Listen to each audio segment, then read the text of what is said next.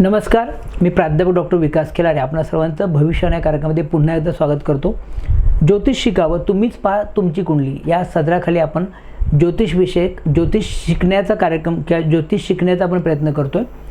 ज्योतिषाचे अनेक विषयावर मी तुम्हाला बोलणार आहे, ज्याच्या माध्यमातून हे जर तुम्हाला समजलं तर तुम्ही तुमची पत्रिका समोर ठेवून तुमचं भविष्य तुम्ही स्वतः पाहू शकता। यासाठी मी हा उपक्रम सुरू केलेला आहे। मागील व्हिडिओमध्ये आपण कुंडलीमध्ये असणाऱ्या 12 स्थानावरून काय काय पाहिलं जातं हे आपण क्रमाने पाहतोय। मागच्या व्हिडिओमध्ये तृतीय स्थानावरून काय काय गोष्टी पाहिल्या जातात ते मी सांगितले। आता मी तुम्हाला या व्हिडिओमध्ये चतुर्थ या सुखस्थानातून जातकाच्या आयुष्यातल्या कोणकोणत्या गोष्टी पाहिल्या जातात, काय काय हे मी सांगणार आहे। लक्षात ठेवा, हे म्हणजे चतुर्थस्थान आहे। या चतुर्थस्थानाचे पर्याय नाव आहेत मातृस्थान, सुहस्थान म्हणजे हृदयाशी निगडीत असणारे स्थान, सुखस्थान, मोक्षस्थान, मोक्ष त्रिकोणामधलं हे पहिले स्थान आहे आणि केंद्रस्थान आहे।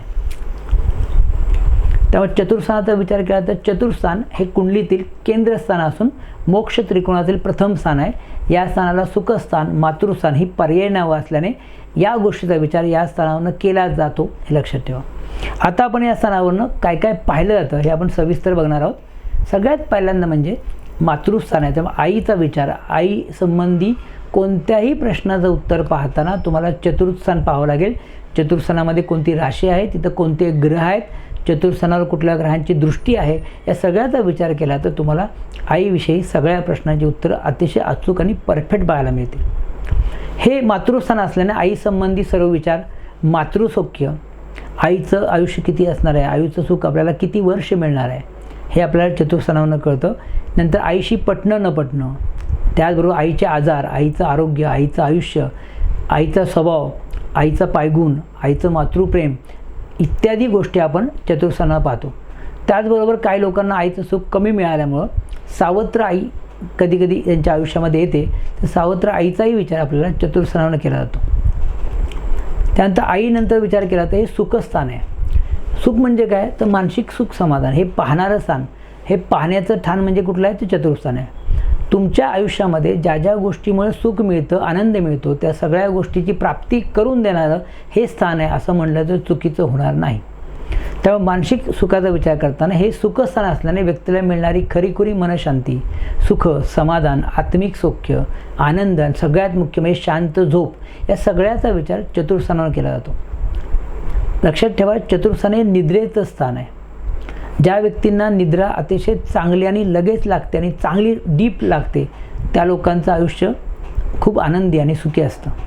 आपलं खरं सुख हे निद्रेवर अवलंबून आहे, त्यामुळे निद्रा या स्थानानं पाहिली जाते म्हणून त्यांना सुखस्थान असं म्हटलं जातं। लक्षात ठेवा, व्यक्तीची समाधानी वृत्ती आणि सुख लाभून घेण्याची कला ही आपल्याला पत्रिकेतल्या चतुर्थस्थानातून कळते।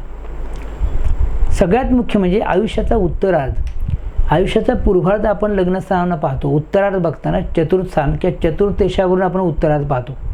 आयुष्याचा उत्तरार्ध, आयुष्याचा त्या उत्तरार्धात मिळणारं ऐश्वर्य, सुखदुःख, पूर्ण समाधान, या सगळ्याचा विचार आपल्याला चतुर्थस्थानावरून केला जातो। मी मगाशी म्हणले की सुखस्थान असल्यामुळे ज्या ज्या गोष्टीमुळे तुम्हाला सुख समाधान मिळतं त्या सगळ्या गोष्टी इथं आहेत। मग आत्ताच्या काळामध्ये तुम्हाला विचारलं की तुमच्या सुखाच्या व्याख्या काय आहेत, तुम्हाला काय मिळालं की सुख मिळेल, तर लोक म्हणतात की आम्हाला घर पाहिजे, बंगला पाहिजे, गाडी पाहिजे, शेती पाहिजे, प्लॉट पाहिजे। या सगळ्या गोष्टी व्यक्तींना आनंद देतात, त्यामुळे या चतुर्थस्थानावरनं व्यक्तीला मिळणारं घर, गाडी, बंगला यांचं सौख्य पाहिलं जातं। त्याचबरोबर घरातील त्या घरातील वातावरण कसं असेल, घरातील सुखदुःख, घरातील सर्व सुखसोयीच्या वस्तू, घराची टापटीप, घराचं सौंदर्य, स्वच्छता, वडिलोपार्जित किंवा स्वतःचं घर होणं, या सगळ्या गोष्टीचा विचार तुम्हाला चतुर्थस्थानावरून करावा लागेल। चतुर्थस्थान हे शुभ स्थान आहे, सुखाचं स्थान आहे, त्यामुळे इथं पाप ग्रहांना फारशी किंमत नाही। त्यामुळे चतुर्थस्थानामध्ये गुरु, चंद्र, शुक्र आणि बुध, विशेषतः शुक्र, चंद्र, बुध असे ग्रह जर चतुर्थात असतील तर तुम्हाला नक्कीच ऐश्वर्य मिळणार आहे, तुम्हाला घर, गाडी, वाहन, वस्तूचं सुख मनासारखं मिळणार आहे। सगळ्यात मुख्य म्हणजे तुम्ही सुखी असणार आहात, हे लक्षात ठेवा। या उलट शनी, मंगळ, राहू, केतू, हर्षल हे ग्रह चतुर्थामध्ये मानसिक सुख समाधान किंवा सुखामध्ये खाळ टाकतात, सुख समाधान बिघडून टाकतात। यादी ह्या पापग्रहांचा उपस्थिती चतुर्थामध्ये असता कामा नये, लक्षात ठेवा। विशेषतः चतुर्थामध्ये राहू असणं हे वास्तुदोष निर्माण करण्याचं होण्याचं लक्षण आहे। चतुर्थानावरून आपण काय बघतो, तर मी मगाशी आत्ता बोललो, चतुर्थानावरून आपण वास्तुदोष पाहतो, वास्तूमधील पिशाच्य बाधा, वास्तूमधील अतृप्त आत्मे किंवा अतृप्त शक्तीचा वास, हे आपण चतुर्थानावरून बघतो. म्हणजे वास्तू परीक्षण करायची गरज नाही. जातकाची पत्रिका जरी पाहिली तर त्याच्या चतुर्थानामध्ये कुठले ग्रह आहेत, चतुर्थेश कुणाबरोबर आहे, चतुर्थानावर कुठल्या ग्रहांची दृष्टी आहे, याचा विचार केला की तुम्हाला कळतं ही वास्तू, ते जो राहतोय ती वास्तू बाधित आहे का चांगली आहे, या वास्तूपासून त्याला सुख आहे का दुःख आहे, हे आपल्याला पत्रिका बघून लगेच समजतं. अशावेळी वास्तू परीक्षण किंवा वास्तुशास्त्र शिकण्याची गरज नाही असं माझं मत आहे. कुंडली तुम्हाला सगळ्या गोष्टीची माहिती देते. त्यानंतर जमीन जुमला, प्रॉपर्टी, शेती याचाही विचार चतुर्थानावरून केला जातो.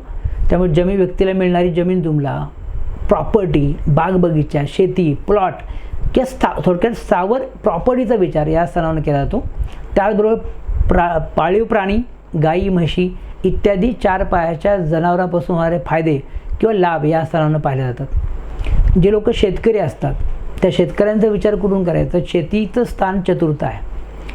बागायती शेती असेल, बाग बगीचा असेल, जमीन जुमला असेल, नंतर शेतीपूरक व्यवसायामध्ये तुम्ही दुग्ध व्यवसाय करता, शेळी पालन करता, 4 पायाचे जनावरं पाळता, त्यातून मिळणारा लाभ, त्यातून मिळणारा पैसा कुठून पाहायचा, तर चतुर्थानावरून पाहायचा हे लक्षात घ्या. त्यानंतर चतुर्थानाचं अजून एक वैशिष्ट्य म्हणजे चतुर्थानाचा विचार जर स्त्रियांविषयी केला तर स्त्रीविषयी पत्रिकेतलं सगळ्यात महत्त्वाचं स्थान आहे असं माझं मत आहे. का तर स्त्रियांचा पायगुण किंवा गृहिणीत्व हे चतुर्थानावरून कळतं. विशेषतः लग्न करताना पत्नीची पत्रिका मॅच मेकिंगमध्ये बघताना पत्नीचं चतुर्थ स्थान जर खूप बलवान आणि चांगल्या स्थितीमध्ये असेल तर ती स्त्री तुमच्या घरी चांगल्या पायाने येणार आहे, ती पायगुणी असणार आहे, तिच्या येण्याने तुमचा उत्कर्ष होणार आहे. यासाठी चतुर्थानामध्ये शुक्र, चंद्र, बुध असे ग्रह असणारी स्त्री असेल त्याशी तुम्ही लग्न नक्की करा. तुमचं वैवाहिक जीवन आणि कौटुंबिक सुख अतिशय चांगलं असणार आहे. त्यानंतर शिक्षणाचा विचार केला तर चतुर्थान हे सुद्धा शिक्षणाचं स्थान आहे. प्राथमिक शिक्षणाचा विचार करताना चतुर्थानाचा तुम्हाला विचार करावा लागेल. आता प्रश्न पडतो की प्राथमिक आपल्या ज्योतिषशास्त्रामध्ये शिक्षणाचं स्थान पंचम स्थान आहे. मग पंचम स्थान हे माझं मत आहे उच्च माध्यमिक आणि डिग्रीचं स्थान आहे. मग 10वीपर्यंत शिक्षण कुठं पाहायचं तर ते चतुर्थ असून पाहायचं. मग चतुर्थ स्थान हे प्राथमिक शिक्षणाचं काय आहे तर आपल्या आयुष्यातला पहिला गुरु ही आपली आई असते. जे आपल्या आई आपल्याला चालायला, बोलायला, शब्द उच्चारायला शिकवते ती गुरु आपली आई असल्यामुळे आईचा विचार आपण चतुर्थानावरून करत असल्यामुळे माझ्या मते प्राथमिक शिक्षणाचा विचार तुम्ही चतुर्थानावरून केला पाहिजे. 11वी 12वीच्या पुढचा अभ्यास किंवा डिग्रीपर्यंत शिक्षण हे आपण पंचम स्थानानं पाहायचं आहे. त्याच्यानंतर उच्च शिक्षण कुठून पाहायचं मी तुम्हाला नंतर सांगेन. पण आता लक्षात ठेवा की प्राथमिक शिक्षणाचा विचार करताना चतुर्थानावरून पहा एवढं लक्षात ठेवा. त्यानंतर आपण चतुर्थावरून कुठल्या शरीर अवयवाचा विचार करतो तर छाती, फुफ्फुसे, स्तन, पचन संस्था आणि रक्त या सगळ्या गोष्टी, छातीचा पिंजरा हे सगळे अवयव चतुर्थानाकडे येतात. आणि आई नातेवाईक आहे आई, हे स्थान शुभ आहे का अशुभ आहे तर केंद्रस्थान असल्याने आणि सुखस्थान असल्यामुळे प्रथम प्रतीचं हे शुभ स्थान आहे. म्हणजे लग्न स्थानानंतर जर कुठलं शुभ स्थान असेल तर ते चतुर्थान हे लक्षात ठेवा.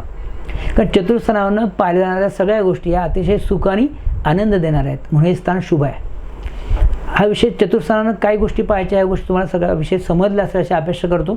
एक निवेदन करतो, या लोकांनी अजूनही आपला चॅनल सबस्क्राईब केला नसेल त्याने चॅनल सबस्क्राईब करा, लाईक करा. सगळ्यात मुख्य म्हणजे हा व्हिडिओ आपले मित्र, नातेवाईक, ज्योतिषप्रेमी, ज्योतिष अभ्यासकांना शेअर करा विसरू नका, त्यांच्याही ज्ञानामध्ये भर पडेल. त्याचबरोबर ज्या लोकांना माझ्याकडून ऑनलाईन मार्गदर्शन किंवा कन्सल्टिंग हवी असेल मी डिस्क्रिप्शनमध्ये व्हॉट्सअप नंबर दिलेला आहे, तुम्हाला व्हॉट्सअप करा, मी नक्कीच तुम्हाला मार्गदर्शन करायचा प्रयत्न करेन. यानंतर आपण पंचम स्थानावरून काय काय पाहिलं जातं जातकाच्या आयुष्यातील ते मी तुम्हाला पुढील व्हिडिओमध्ये सांगणार आहे. तो व्हिडिओसुद्धा तुम्ही अवश्य पहा. तोपर्यंत श्री स्वामी समर्थ.